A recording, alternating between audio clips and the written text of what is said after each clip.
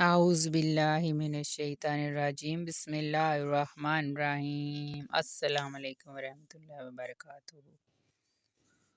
اللہم آتنا فی الدنیا حسنۃ وفی الآخرۃ حسنۃ وقنا عذاب النار۔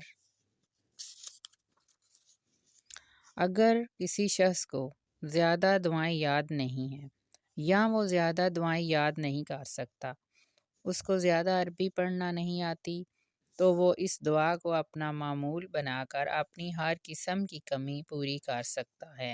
اور اسی طرح اگر کوئی شخص اعلیٰ درجہ تعلیم یافتہ ہے تو اس کے لیے بھی یہ دعا روشنی کا مینار ہے، کیونکہ آپ صلی اللہ علیہ وسلم نے ایک سادہ صحابی کو یہی کہا تھا کہ ہماری دعائیں بھی نتیجے کے لحاظ سے یہیں پہ آ کر ختم ہوتی ہیں۔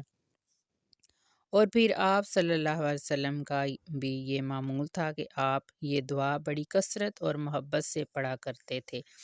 اور اس دعا کے پڑھنے کا ایک بہترین طریقہ یہ بھی ہے کہ نفل نماز میں قیام کی حالت میں اس دعا کو پوری محبت اور توجہ کے ساتھ پڑھا جائے اور اس کا بار بار تکرار کیا جائے۔